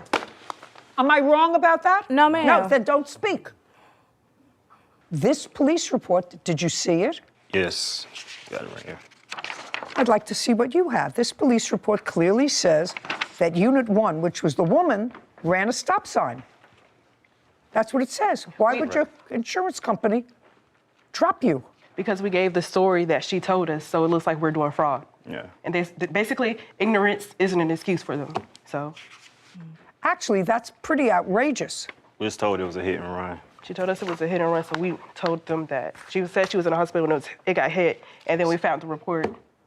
She waited until the day that we had a rental to tell us. We had another rental on the 3rd that afternoon. She told us that morning. On the 3rd? That's correct. And the accident was on the 1st? That's correct. Okay. I think you have to get your car fixed. I think that the fact that your insurance company canceled your insurance when it was clear that he was not at fault in this accident, at least according to the police report, is actually pretty outrageous that they canceled your insurance. Is there any insurance on the car now? Yes, there's regular insurance on it. Not commercial anymore? Not right now because we're not renting it. Judgment for the plaintiff in the amount of $8,000. We're finished. Thank you very much. Court is adjourned. Outside the courtroom, Treyon and Selena, then Brianna. I'm glad we won and everything. I felt like, we deserved more than we got, but at the end of the day, we won the case. I'm not mad at the decision. I'm fine with it regardless because I know I was trying to get it fixed. It was just a timing issue. She lied about everything. She literally lied about everything. She pulled out a gun on me. Lying, I don't have anything to lie about. It's all in my evidence. Like, she told me to come basically get the car and the keys in the mailbox. And when I went over there to get it, she pulled a gun out on me because I took my wig off. She posted stuff saying I lied about things. I pulled my gun out on her. Like, girl, I don't have a gun, like at all. I think that they put it inside, so they checked them. But they said they couldn't go inside, so they checked their body. They checked them. They wasn't able to prove that they had a gun because, So she said it was a gun, it was a bat, and I had to get checked twice by the police officer. And it was like, she came over here looking for problems because the car was gonna get towed. It's definitely a risk, but, make sure we're prepared for stuff like that from now on. No hard feelings, supporting Black businesses, but it is what it is. You know what you know, it's just facts. I think I should just be grateful. I'm just gonna be quiet and just be grateful. Judy and Sarah. I'm sitting here trying to think of what the takeaway is on this case, and I can't think of the takeaway? I mean, I'm having a hard time as well, but I think accountability and responsibility could be a good one. The defendant knows what she signed, that any damage to the car from her boyfriend, her, anyone while the car was in her possession is on her. But what we see a lot of is emotional issues come into play when people know their responsibility, but then there's an emotional issue. She came to my job, she harassed me, she came to my house and yelled at me, whatever it is. And they think they can use that as a justification to get out of their accountability. And although I'm not promoting going to someone's house for some self-help, that's not a reason for you not to follow through on your responsibility. On your contractual responsibility. Yes. Which she was clearly aware of. So maybe that. That's the takeaway. Maybe that. You're right. Title, Judy Justice. Want justice? Go to judyjustice.tv. This has to do with sports. Yes. I put the money to the team. He runs the team. It wasn't just, I'm going to give you the money and you go do with it what you want. I wasn't paid anything. I fronted the money for the uniforms. I didn't go to 7 years postgraduate school to discuss a pair of socks. I don't care. This, Jason Gabriel is suing his former friend, Lawrence Sr., for money he gave Lawrence to run a boys' basketball team. Court come to order. All rise. Judge Judy enters. Have a seat, everyone. Kevin approaches. Hello, Judge. Case 2167, Gabriel versus Senior. Thank you. You're welcome. Mr. Gabriel, it's always exciting for me when I find a case that I can't relate to based upon my own personal experience. And this has to do with sports. Yes. And those people who know me know that I'm really a non-functioning American when it comes to sports. I understand baseball, but nothing else. However, I have a little bit of experience with people. So you have a son, that would be you. Could you stand up for a moment? Who's tall, now you can sit down, and who likes to play basketball. Yes, Your Honor. And he's been playing basketball for a long time. Well, most sports stopped at the start of the pandemic. And he was playing for a team. Yes, Your Honor. I know that I'm going to get fuzzy on this eventually. So far, I'm holding up okay. So he was playing for the team. The team closed down, as did most other things, and the pandemic has sort of winding down and sports are coming back, and you wanted your son to play basketball because this is your senior year in high school? No, I'm a freshman in college, Your Honor. Last year, so this happened last year? Yes, I was a senior. So this happened last year when he was a senior in high school, and you wanted him to play because he enjoyed it and because you thought somebody would find him? A scout?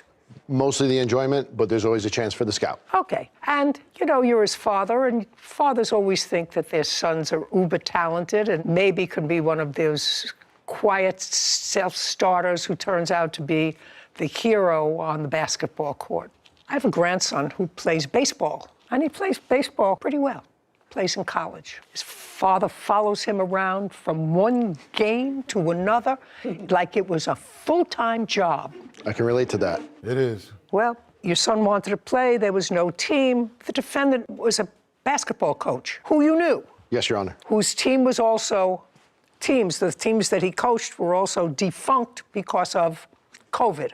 So far, correct, Mr. Senior? Yes, ma'am. So at some point you approached him and said, I'd love to start up this team again because I would like my son to play ball. He wants to play ball, and nobody else is doing it that I know of. What would it take to restart a team that could be part of a league or play other teams? You know. Yeah, you're right. You know. Yeah. Is that close? Yeah. You're close. You're close. Yes. Close enough? Yeah. Yes. Perfect. So you talked about an amount, and Mr. Senior said, I can start the team up for $8,500. Yes, ma'am. You, who wanted desperately for your son to play ball his senior year, said, I'm going to give you the money. You gave him $8,500. So far, correct? $8,200. It's $8,500, Your Honor. I have the check right here if you'd like it. Okay. If you have the check, cash it. So it's $8,500.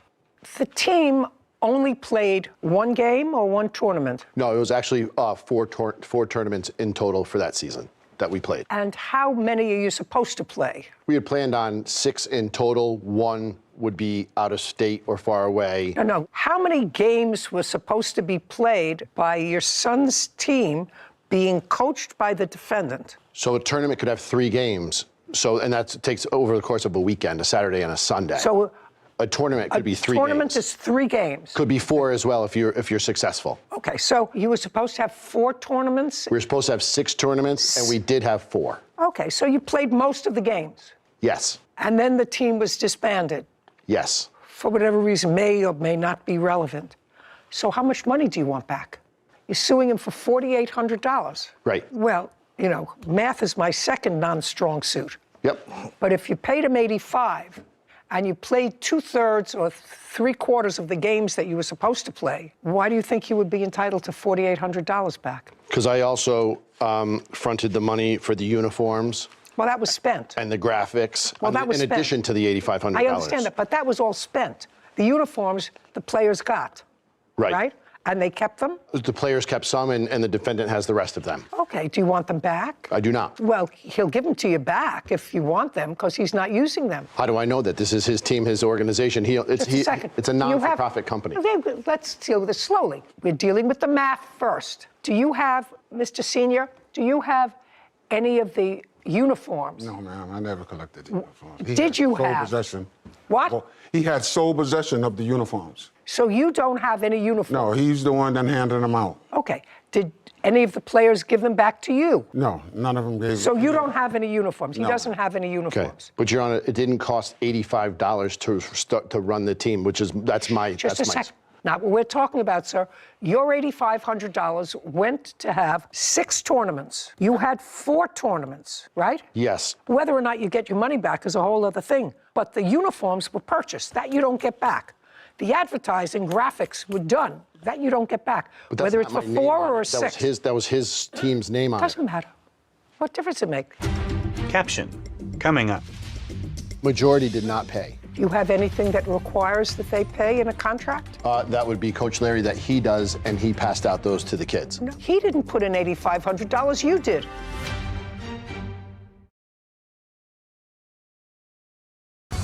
Jason Gabriel claims his former friend, Lawrence Sr. owes him money after they started a boys' basketball team. count. Can you tell me why the tournaments were cut short, sir? There was a number of reasons, Your Honor. One of them was right from the start, both me and my other son tried to discourage Mr. Giamni about forming a team of that age group. Okay, I don't want to get back into that, sir. You took his money, you played 4 out of the 6 tournaments. How much were you paid to coach out of this $8,500? I wasn't paid anything. Did you? It's more of an administrative cost. What administrative costs? Scheduling tournaments, gyms, gas, transporting kids that didn't have rides. More than half the team was not supported by their family. At least one kid was Well, homeless. was there an accounting that you asked for, sir? Yes, that was my initial response to Coach Larry. Was yes, he told me $8,500 to start the team. No, I'm asking you an And then I accounting at asked the him- end of the day. I asked him where the money went. Like, could he account for $8,500 in addition to $1,600 that other kids paid to play? That's how I was going to get my money back. It wasn't just, I'm going to give you the money and you go do with it what you want. He told me it was $8,500 to start the team and I would get my money back. Oh, from what source? The kids pay to join the team. Okay. How many people were on the team? We had as many as 14, maybe 16 come through. To tryouts. They didn't play.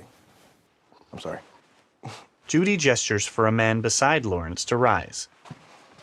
How you doing, Your Honor? How am I doing? I've been better.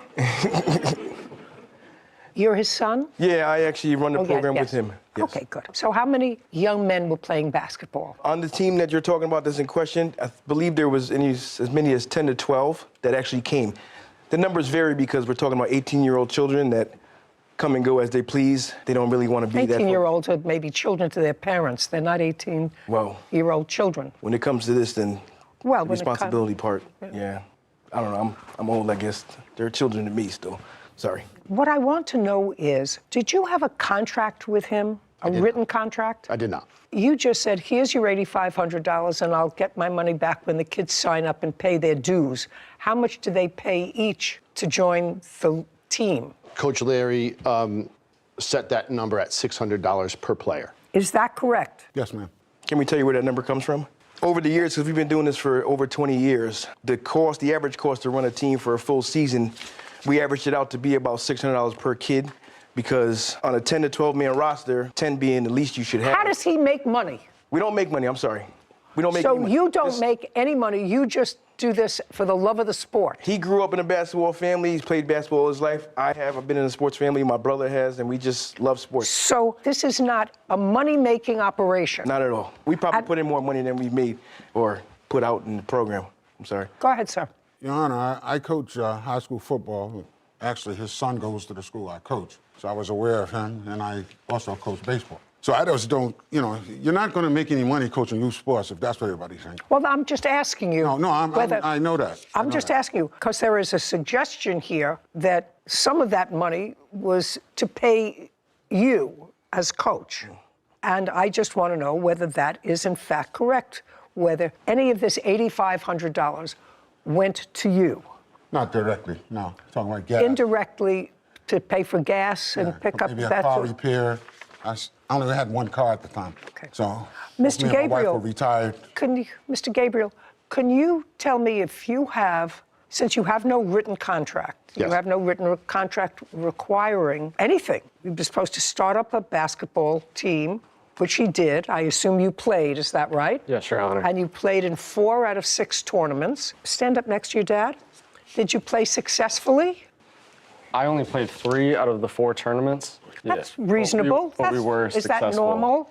That members, I don't even know how many people are on the basketball court at a time. 5 at a time. What? 5 at each team at a time, so 10 5 total. Yes. Well, if you had 10 to 12 kids, you what? What are you laughing at? I don't know. I tried to expose it to you before this case. I tried to put it on TV. I played the Lakers. So if I go back up to Clippers. 2019, we met Coach Larry in 2019. I didn't just pick him out of the blue now. I didn't suggest that you picked him out of the So blue. my son Mr. played for Gabriel. him in the past. Mr. Gabriel, you don't look like the man that would give some stranger $8,500 to start up a team, not knowing him. Correct. Okay, I accept that. I just don't understand that are you a business person? I am. What kind of business are you in? I'm a contractor. Well, if you're a contractor. Yes. That I know. you have contracts. Absolutely. A contractor has contracts. And the contract that you do, you build homes or you build... I remodel homes, yes. Okay. So the contracts that you do lay out with specificity what you're going to do, what the materials cost are, what the VIG is on it, you know, within a certain amount of play. But it lays out everything that you're going to do. You're turning over $8,500 to the defendant, and there is nothing in there that suggests that with any specificity what he has to do to comply. He had to start a team, which he did, right? Had to start a team, which he did, where your son played. Yes. Which he did. There were supposedly 6 tournaments, out of which 4 were successfully played, and your son played in 3 of them, right? Yes, Your Honor. So you should have been happy. Somebody got a chance to see him. Did anybody give you a basketball scholarship? I do play Division III basketball in Brooklyn. Good for you. There you go. Did somebody find you at one of these games? No. How were you recruited? I did multiple showcases, and I won in Connecticut in particular. He's a good player, Your Honor. He's a good player. And so I was found through showcases that I did by my own. Okay. But you played, and there was good practice. It was good. Yes. I don't know why it was disbanded after 4 tournaments. Do you? Do you? Yes. There was multiple players who did not want to play anymore because they were verbally abused by the coach, and they just were fed up. And then there was other players that were let play for free, and people just thought that was unfair. What do you mean with not play for free? Explain that to me. That they were just let on the team without paying. Oh, so some people were disturbed that some people paid to play and some didn't. Yes, Your Honor. Do you have anything that requires that they pay in a contract? That would be Coach Larry, that he does, and he passed out those to the kids. No, I'm asking you for your... He didn't put in $8,500, you did. Caption, coming up. Here it says, use some fees to catch up on my mortgage. I assume that's your home mortgage. Correct, after the season was over. Well, you can't do that. You can't do that, sir. Do you understand? Lawrence lowers his eyes. A courthouse. The Judy Justice logo appears. In the courtroom, Jason and Lawrence. Jason Gabriel is accusing his former friend, Lawrence Sr., of owing him money after their boys' basketball team ended. Go ahead, sir. I put the money to the team. He runs the team. I can't tell him how to run his team. No, would you have a contract, sir, that tells you what your $8,500 was to be used for, and the expectation that you were going to get that money returned to you via fees that were paid to each individual player. That has to be it. And in the event that they don't pay, who's going to pay? Well, I do have a text message from the defendant saying, I did not use all the money. It did not cost $8,500, Okay, and I will pay you back. That's what I would like to see, because it was disbanded for whatever reason. All your reasons, sir, are hearsay. What is your first name? Gianni. Gianni. The reasons are hearsay. Why people left, they didn't like to be yelled at, they didn't like some people. That's all stuff that I can't process as a jurist in my head. All I know is this is a contract case. So now he paid $8,500, and did you, Mr. Senior, at some point say the $8,500 hasn't been all used up, and I'll give you back some of the money? No, I didn't. Okay. And this is also a text message saying he used it for his mortgage and that he agreed to pay me $400 a month to pay back the money.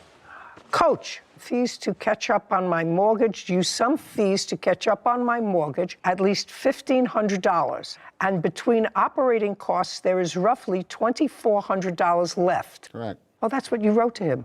Yeah, and I was willing to give him the money that the kids had paid up front. No. There is roughly not the money that the kids paid up front, sir. You say to him in your text, after this was all over, because I assume that this is all over after the team is disbanded, there is roughly $2,400 left. So I'm going to have to work out sort of a payment arrangement, if you don't mind, which means you didn't have the money, but it was left over and you spent it on something else. And it's here it says, use some fees to catch up on my mortgage. I assume that's your home mortgage. Correct, after the season was over. Well, you can't do that. You can't do that, sir. Do you understand? Okay, well, this acknowledges several things. It acknowledges that he used $1,500 to catch up on his mortgage, right? And that, according to you and according to your son, whether or not you took a fee for yourself, paying your home mortgage is a fee. Do you understand that, sir? I do. All righty. So I sure do. You sure do. So $1,500, did you pay him back the $1,500? No, because at that No. point, No, the answer is no. And you said even after the $1,500 that you used to pay your home mortgage, there was still $2,400 left. That's what you said in here. That's a yes. yes, ma'am. Well, then you add 24 and 15 is 009 is $3,900. Yes. Even my rudimentary math suggests to me that that is a Your math is correct good. number. Well, that's minimally what you owe him, your mortgage payment and the $2,400 left. You're suing him for $4,800. Right. This acknowledges 39. Absolutely. Prove to me any more. So I went back to Mr. Senior and I said, I didn't necessarily believe that it cost $5,500 to run the team. I said, so therefore, you owe me $5,000. I said, you need to either get a loan and pay me back, or he said, I can't get a loan. I can give you $400 a month. I'd like to see the exchange. I said, if you're going to give I'd me... like to see the exchange. Just because you said, I think it's $5,000. And this is where he says, I'd like to pay you back. Jason hands documents to Kevin, who brings them to Judy. She reviews them. This doesn't say anything about $5,000. And this is where I told him that he misappropriated money that was owed back to me, and that was his response. Just because you said it, he doesn't acknowledge here in his answer that it's $5,000. Silence cannot be construed as acknowledging $5,000. Even the math doesn't fit in. You played more than half the tournaments. So Can we see how much the tournaments cost then, please? no, I'm not bothering. That's nonsense. Put something in a contract. You're a contractor. Have a contract. Right now, he owes you $3,900. And not for the uniforms? No. That has his team? No, he says he name on doesn't them? have the uniforms. Okay. And I didn't go to 7 years postgraduate school to discuss a basketball uniform, a pair of shorts, and a pair of socks. I Actually, don't care. The uniforms are $1,000. Well, then somebody's overpaying for a pair of shorts. $3,900. Judgment for the plaintiff. Thank you very much. We're finished. Thank you. Court is adjourned. Outside the courtroom, Lawrence, then Jason. I think it was unfair. I'm glad she ruled somewhat in my favor. Because he sponsored a team. And yes, did I do it for my son? I did. But there was 11 other young men that I did it for. Fighting amongst each other, poor discipline, and the lack of financial support from the kids. When you have a group of 18-year-old young men and you don't practice and you don't kind of reel them in and show them that you're the coach and that you run the team, it can get a little hairy. It is what it is. I did what I did for these young men. Sometimes it works out, and sometimes it doesn't. Me and Jason's are friends. I don't think this is a deterrent. Always have contracts. Judy and Sarah. Okay. So I know that when we got the paperwork on this case that you really tried hard to give me a rudimentary lesson in basketball. I did. Those years managing in high school really paid off today. So Yes, learned that's right. a lot. You managed. I did a basketball team, so I know a little bit about AAU. A lot of the kids that played at the school that I went to had previously played on AAU teams, so I kind of get What's the dynamic. AAU? Oh, Amateur Athletic Union, AAU. I never would have figured that. Me neither. So they played on a lot of AAU teams before coming to high school, so I know a little bit about the structure. And when I read it, it's a nonprofit organization that kids play in to get exposure, hopefully to move up to the next level of basketball. But to me, I read it as he was sponsoring the team for $8,500, sort of like how you see in Little League, you know, Johnny's Pizza across the front of the No, team's that wasn't this. But this seemed like a different type of setup, and to go through the coach directly, I'm not sure the very specific structure of who gets paid and who doesn't, who sponsors and who doesn't, but definitely paying your mortgage out of an $8,500 that was meant to start a team seems a little outside. Yeah, well, it's scope. outside the box, especially since both he and his son say they do this without compensation. Mm-hmm. Well, you don't have to take money and put it in your pocket. If you take money out of that account and pay your personal mortgage, that's getting paid. Yeah. It was not a difficult case, and the text messages made the whole thing a lot easier. Now I know that there were 5 people on a court basketball from each team. Yeah. Title, Judy Justice. Want justice? Go to judyjustice.tv. It's your claim that the defendant hit your scooter. Yes, ma'am. Is that a fair representation of the accident site? No, it's not. How would you know? You wasn't even there. She wasn't even there. You called him an idiot. She's gone. In front of my son! Gone. This is Judy Justice suing fellow motorist Robin Major for scooter damages after Robin hit Matthew's scooter. Court come to order. All rise. Have a seat, everyone. Kevin approaches Judge Judy. Hello, Judge. Case 2197, Klinghoffer versus Major. Thank you. Judy turns to Matthew. You were riding a motor scooter. Yes, ma'am. Can you describe it for me, please? It is a 2018 Yamaha Zuma. Is that a small? No, I got a picture of it here. Can I see that, please? Matthew hands a document to Kevin, who brings it to Judy. She reviews an image of a scooter. Yeah, well, it's small. Yeah, it's a small vehicle. You were on this vehicle with a child? Yes, ma'am. That was your son, who's how old? 12. What's his name? Justin Barr. He's not here today. No.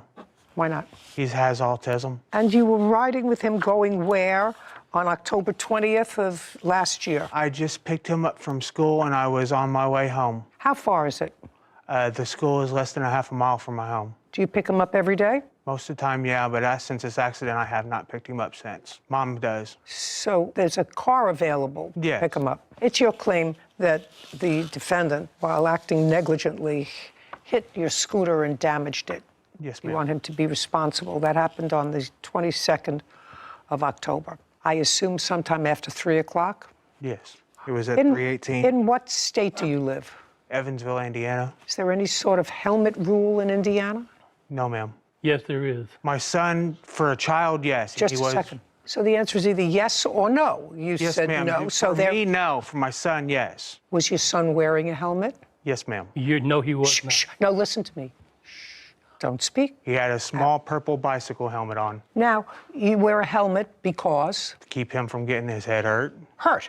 Yeah. Right. Well, Which just for my own interest, why wouldn't you wear a helmet to prevent you from getting hurt? Dumb is what dumb does.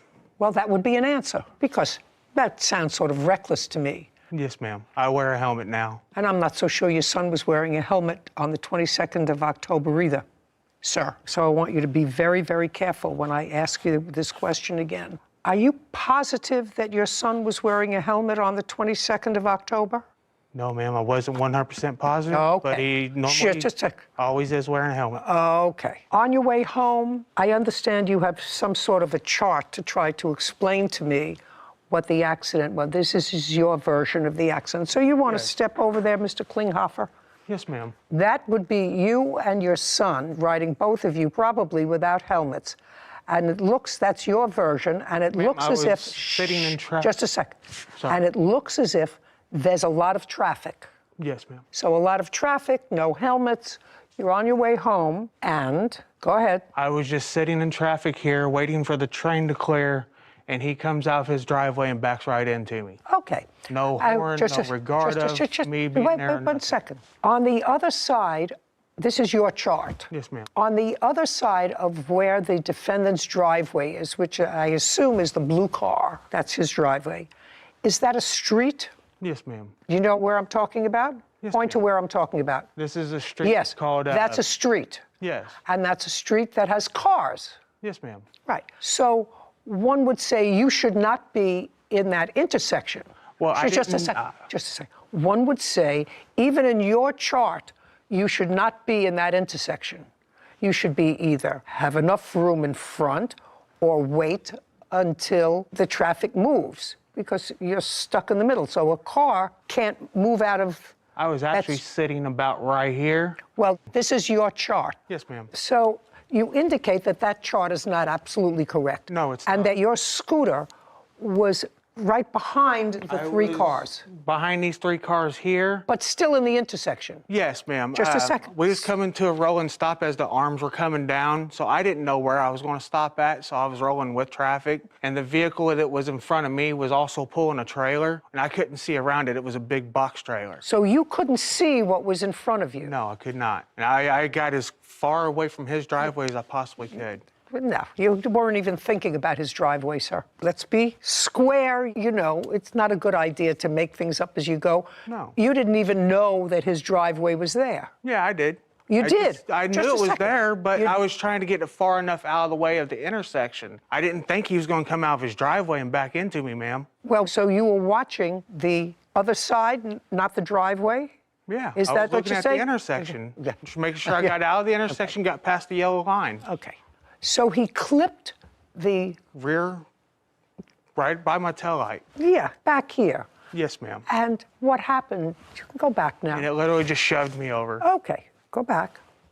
So it shoved you over. Now, when it shoved you over, did you land on one foot or did you land on the pavement? Oh, we landed on the pavement. I tossed my son up because he was sitting in front of me. Up onto his feet. Oh, hold on. Hold dad the phone. mode. Hold the phone. Your son was sitting in front of you. Yes. Is that what he said?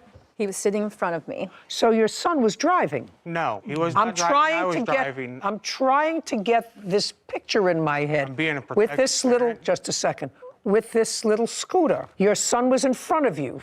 This is one seat. So he was sitting in front of you. Yes, ma'am. Your 12-year-old? Yes, ma'am. Yes. And how tall is your 12-year-old? Probably about 5 foot, if that. My size. Yes. So, like a fully grown adult. He may be not yet fully grown for a kid, but I'm a fully grown adult and I'm 5 feet tall and I've been that my whole life. So I'm an adult. Yes. Right? Okay. So your adult child is sitting in front of you. You're sitting behind him. Yes. Now I want you to explain to me, hold out your arms. I want you to explain to me how your son is in front of you, you're behind him in the back part of this seat, and you're driving. I want you to explain that to me. Caption, coming up. The 12-year-old driving the motor scooter. He was not driving. But I don't believe you. I don't believe you either. I don't care whether you believe me. You're not judging me. I'm judging you. So that means that if I don't believe you, that's important. If you don't believe me, that is irrelevant.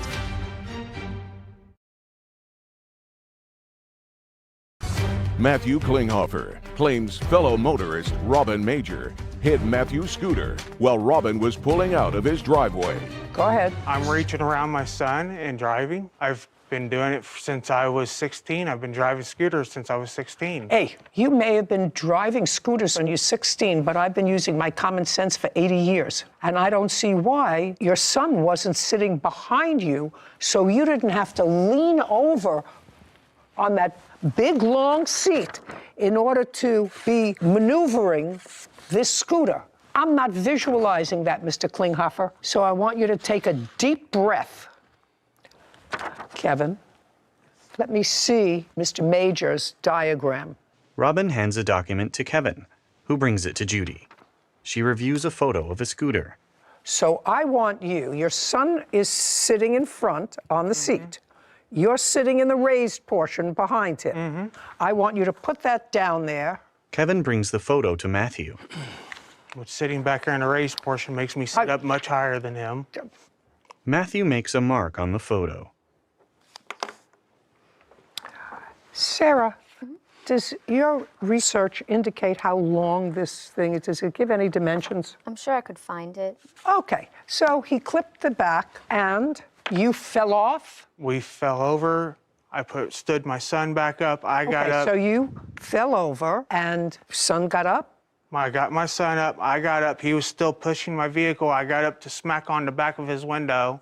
And then he gets out and aggressively screaming at me, "Why are you smacking on my window? Why are you trying to break my window?" Okay. I asked him, "Why are you still proceeding to try to run over my vehicle?" But he's not trying to run over your vehicle, sir. What kind of car did he have? He had a truck. Chevy Blazer, 2003. Big one. He's in a very high SUV, right? And you're in a very low scooter. Now, neither you or your son went to the hospital, is that right? No, ma'am. Neither you or your son had medical treatment at the scene. My son was looked over, but that was Just a second. Neither you had medical treatment at the scene. No. Neither you or your son went to a doctor. No. Now, do you have a photograph of what your scooter looked like after this accident? Because this is his photograph. That's after the accident. There's another one. Okay, I'd like to see what your photograph looks like. There's all of them. Mr. Klinghoffer of the motorcycle, because Mr. Major is handing me up his photographs of what this looks like. Matthew produces photos. Here's the whole stack. Okay, so what we're talking about is this piece right here. That's my exhaust. And Just a second, that's what's damaged. that This and piece, the upper panel there. I don't see anything damaged in the upper On my panel. picture, it shows it. I'd like to see I bet it. it does. Now, on that muffler, that's rust. That's not rust. I might not know nothing about scooters, but I know what rust is. Mr. Major. Yes, ma'am. I don't know what's wrong with you. I made myself clear pleasantly to you, respectfully to you, but you certainly understood that here we don't talk to each other. Yes, ma'am. That you will have a turn right now. It's his turn. Yes, ma'am. And Your Honor, that wheelbase is 50 inches, so about 4 feet wheel to wheel. Okay, so let me see. So from here to here, wheel to wheel is 4 feet. So sitting on the back here, in order to get to the handlebars. Maybe like 3 feet. 3 feet. Hold out your arms. Nah, okay. Now, just to complete your story, sir, Mr. Klinghoffer, this happened in October, and you said you wear a motorcycle helmet now, or a helmet now, since the accident. Yes, ma'am. Since this accident. It scared me straight. And did you or did you not have the scooter repaired? No, I have not had it repaired. Just a second. So the answer is no. Pay attention, Mr. Klinghoffer, from which I deduce, you're looking at your papers, from which I deduce that the motor scooter is operable. You've been using it since October, despite the, oh yes, that's what you just said. I haven't been using it. Who's been using it? I got 3 others. No. I got 3 other scooters that I've been driving. I don't have believe, not been driving just that a second, I don't believe you, sir. Okay. I want you to be really careful about what you say to me.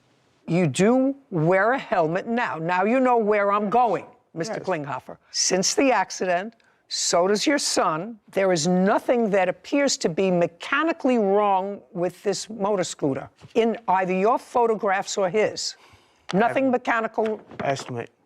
I don't care what your estimate says, sir. On my naked eye. First of all, you understand that I'm doubting. I understand, I'm doubting big parts of your story, Mr. Klinghoffer. I understand, ma'am. I doubt big parts of your story about whether or not you were wearing a helmet. I don't think your son was wearing a helmet. I think that this diagram indicates to me that you were in a place where you shouldn't have been. That's your diagram. He has his own diagram that'd probably be very different. So I am going to assume, because that's my common sense, that you and or your son have been riding this motor scooter since October and that it hasn't sat idly. I don't care what you got, because the pictures belie the fact that this motor scooter was damaged beyond being rideable. And that's if it was his fault.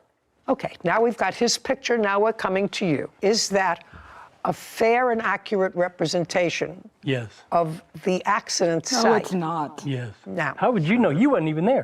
You didn't show up 20 minutes after the fact. Excuse me. You did not show up. She wasn't even there. I'm going to throw you out, and you're going to lose this. I'm going to throw you out, and you're going to lose. You called him an idiot in front of my son. Okay, she's gone. Gone. A woman leaves. Yeah. I know why you can't afford insurance. Gone. We wouldn't be here today if he had insurance. Did you understand why I threw your wife out? Yeah. Yeah. I don't know what you people think this is all about. The fact that he had no, is what you say to me, he had no insurance, which is why you're here? Yeah, we wouldn't be here right now if he had insurance, and insurance would have took care of all Yeah, that. well, it's possible, Mr. Klinghoffer, that you wouldn't be here right now, and I haven't made a decision yet if you weren't driving recklessly, without helmets, with your son, who, according to you, has issues, the 12-year-old driving the motor scooter. He was not driving. But I don't believe you. I don't believe you either. I don't care whether you believe me. You're not judging me, I'm judging you. So that means that if I don't believe you, that's important. If you don't believe me, that is irrelevant. Caption coming up. Were you driving your car uninsured? I was moving my... Oh, no. Be very careful what you say to me. You turned the ignition on, started to move. That's driving. Whitney smirks. A courthouse. The Judy Justice logo appears. In the courtroom, Matthew and Robin. Matthew Klinghoffer is accusing fellow motorist Robin Major of hitting him and his son while Robin backed out of his driveway. Okay. Your statement, Mr. Major, based upon this diagram, is that the defendant pulled out and was to sort of beat the traffic and was driving not in a lane, which suggests to me, sir, that you saw him. I didn't see him. Well, how do you know that he pulled out? When I was backing out, the car that's adjacent there waved me out. You mean the car behind? Go over there. I know what you're talking about, just so that we're clear. The car behind said you. This car, as I'm coming out my driveway, or he's saying, he's waving me out. He's waving you on He to says clear. suggest that it's clear. So I'm coming out, and I didn't see him, Your Honor. You didn't see him? No. Okay. Now go back. Now, Mr. Major, we're going to get to insurance. Were you driving your car uninsured? I wasn't. I was moving my. Oh, no. Be very careful what you say to me. You put a key in the ignition. You turned the ignition on. You put the car in reverse. Yes, ma'am. Started to move. That's driving. Yes, ma'am.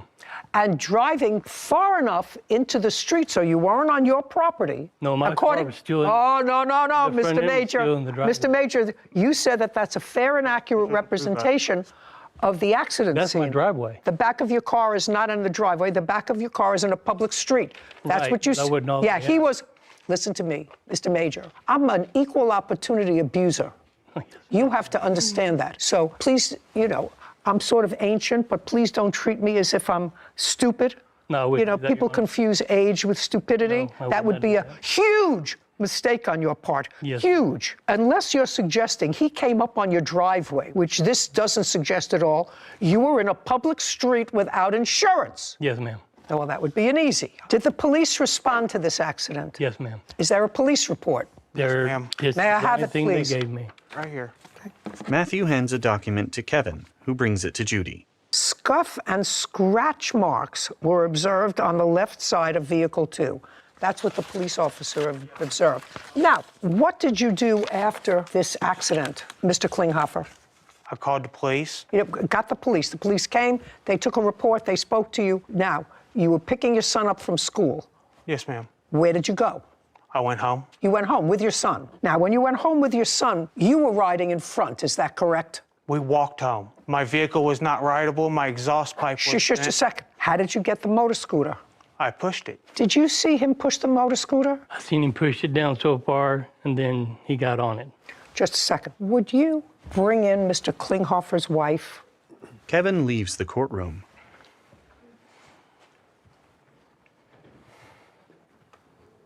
He returns with Matthew's wife.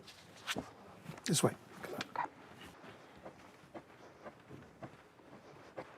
Step over next to your husband, please. Were you at home when your husband came home with your son after this accident? He actually called me. Just a second. I said, were you at home? Yes, I was at home. Who else was home with you? My brother and my friend. You say your husband called you and he told you about the accident? Yes. And what did you do? Me and got in the car and we pulled up and I parked in the middle of the street. Go over to that chart and show me where you pulled up. Matthew's wife, Brittany, approaches the traffic diagram. About right here. Okay, so you pulled up right near where the accident was? Yes. And where was your husband? He was right here with Justin. Okay, go back. She joins Matthew at the plaintiff's table. And then what happened? Police come, police leave. I want you to tell me what happened next. After the police and fire department and ambulance leave, me and Justin walked to where they told me to park my car. So me and Justin got in the car. And your husband? He was walking the scooter back to our house with. And is that how he arrived at the house, walking with the motor scooter? Yes. Very good. Kevin, she can go out now. This way, please. Brittany leaves with Kevin. Now, as soon as Kevin gets back, I'm going to take a look at your estimate. Matthew hands a document to Kevin. Thank you, Kevin. Kevin brings it to Judy, who reviews it. Okay, so protector muffler, reasonable. Front fender, unreasonable. Just a second. You understand? Yeah. Okay. Radiator cover, footrest boards. No. Rear reflector is reasonable. Exhaust pipe. Okay. Now, Mr. Major. Yes, ma'am. I'm going to tell you that ordinarily I would award him half the damage because I think that he was 50% responsible for this accident. I think he was driving negligently with his son. I think his son was actually, his 12-year-old son was driving the scooter. I think that that's what happened. خلي بالك ان كلمة be about سوري be going to بتساوي تعبير حلو كده اسمه be about to. be about to يعني ايه يا مستر؟ يعني be about to دي بتساوي be going to. اكتبها عندك عشان دي مهمة جدا. بمعنى ايه يا مستر؟ بمعنى على وشك، على وشك ان حاجة تحصل فبتستخدم going to او about to. يعني بدل ما اقول لك هنا you are going to fall ممكن تقول you are about to fall. هي واحد. اوكي طيب احنا قلنا مستر مع قاعدة well بنستخدمها مع الصفات الدائمة اللي هي الشخصية دي ناخد معاها well عشان ده تنبؤ من غير دليل، لكن الصفة المؤقتة قلنا ناخد عليها دليل صح، فالإجابة تكون going to. أو إزاي الصفة المؤقتة؟ أقول لك مثلا I am very ill so I am going to see a doctor. أنا هروح أشوف دكتور، أنا تعبان فأنا هروح أشوف دكتور. خلاص فدي هنا بقول معاها going to. أو مثلا أقول لك كده he is exhausted هو منهك تعبان جدا. he is going to sleep in his chair يعني هو نام او هو هينام في الكرسي اللي هو قاعد عليه. يبقى ليه قلت he's going to؟ عشان دي حاجه مؤقته، ان هو مش شخص ان هو دايما يبقى تعبان ومنهك، لا يبقى ممكن عمل جهد كده فده خلاه تعبان وفاصل، يبقى دي مش صفات شخصيه. يبقى الصفات الشخصيه لا تعتبر دليل، الجسديه المؤقته تعتبر دليل. خلاص حلو. جالك ايه مستر؟ خلي بالك كده من الكلمات دي، احنا قلنا لو في دليل ناخد سوري going to، مفيش دليل ناخد اهو I think يعني الكلمه دي مثلا ملهاش اي دليل، لا ملهاش اي تاثير it will rain. ليه؟ عشان اعتقاد شخصي.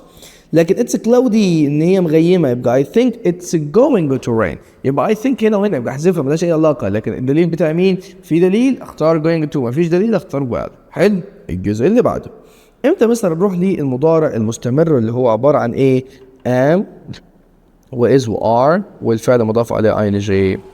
قال لك دلوقتي انت في جوينج تو كنت بتعمل ايه؟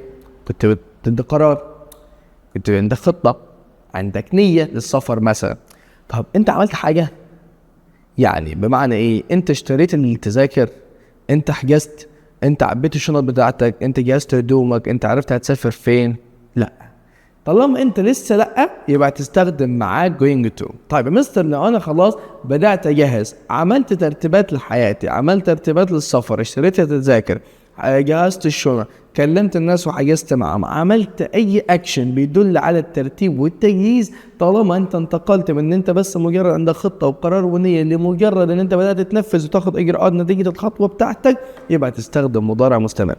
يعني المضارع مستمر مثلا مش كان بتاع الحياه بتتكلم دلوقتي صح، مفيش اي مشكله، حاجه بتحصل دلوقتي تستخدم مضارع مستمر، ولكن لو حاجه هتحصل في المستقبل ليها ترتيب مسبق تستخدم ليها المضارع مستمر. خلاص ازاي؟ اديك مثال وركز كده معانا. لما اجي اقول لك كده اهو he has arranged يعني هو مرتب، ترتب، فالكلمات دي مهمه جدا عايزك تحفظها معايا اهو. arranged رتب، booked حجز، booked هنا مش معناها كتاب، لا booked معناها حجز. خلاص bought اشترى، made arrangements عمل ترتيبات وتجهيزات، prepare عد وجهز، all is okay كل حاجه زي الفل ومظبوطه، كله على الجد وعلى الجدون. طالما ده معناه ان هو الراجل ده مهندل اموره كلها يبقى نستخدم معاه مضارع مستمر. حلو الكلام؟ طيب قال لك ايه يا حبيب قلبي؟ he has arranged هو رتب. طالما هو رتب يبقى الراجل محتاج ياخد الخطوه على طول، يبقى he is visiting. هنا قال لك ايه؟ I have booked the table انا حجزت الترابيزه، كلمته حجزت، انا خلاص راح اتعشى، يبقى I am having dinner. خلاص طيب قال لك he has made arrangements عمل ترتيبات، يبقى هو خلاص he's catching the 3 o'clock train حجز التذاكر واتصل وعرف فهو راح يلتحق او يلحق القطر بتاع الساعه 3. يبقى دي كلها عباره عن ترتيبات وتجهيزات مسبقه. يا مستر طب لازم استخدم arrangement او preparation والكلام ده كله؟ لا. ليه؟ عشان ممكن في احداث بتدل على الترتيب المسبق زي الافراح، زي اعياد ميلاد، زي المناسبات الرسميه، الحفلات، المسابقات. يا مستر يعني ايه؟ دلوقتي لما تيجي تقول انا هتجوز الاسبوع اللي جاي، ده معناه هوب هوب هوب اصحى كده انا عايز اصحى اتجوز؟ انت بتقعد مرتب لك اكتر من 6 شهور يا ابني، انا خاطب وعارف الدنيا منيله ب 60